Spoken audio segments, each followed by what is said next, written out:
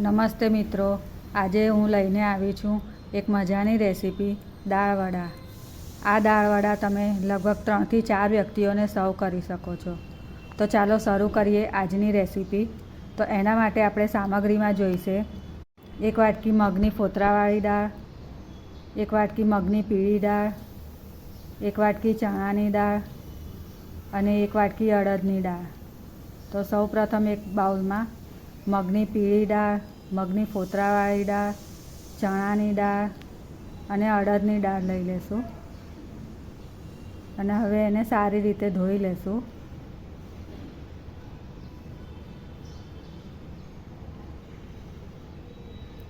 અને હવે આપણે એને 1 કલાક માટે ઢાંકીને પલળવા મૂકી દઈશું. તો હવે દાળને 1 કલાક થઈ ગઈ છે પલળીને. તો હવે એક મિક્સર જારમાં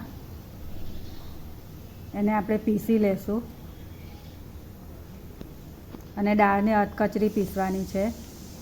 તો તમે જોઈ શકો છો કે દાળ અધકચરી પીસીને તૈયાર થઈ ગઈ છે. હવે એક બાઉલમાં કાઢી લેશું. એમાં આદુ મરચાંની પેસ્ટ,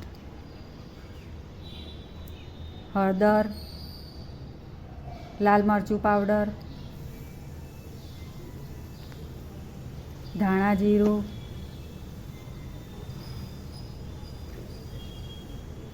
સ્વાદ પ્રમાણે મીઠું, 1 ચમચી જીરું, ધાણા ભાજી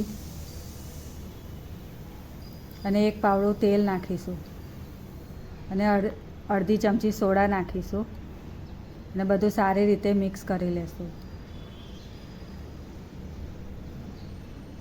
તો બધું મિક્સ થઈ ગયું છે અને ઢાંકણ ઢાંકીને 5 થી 10 મિનિટ માટે રહેવા દઈશું. ત્યારબાદ તેલ ગરમ મૂકીશું. તો હવે તેલ ગરમ થઈ ગયું છે અને દાળવડા ફ્રાય કરીશું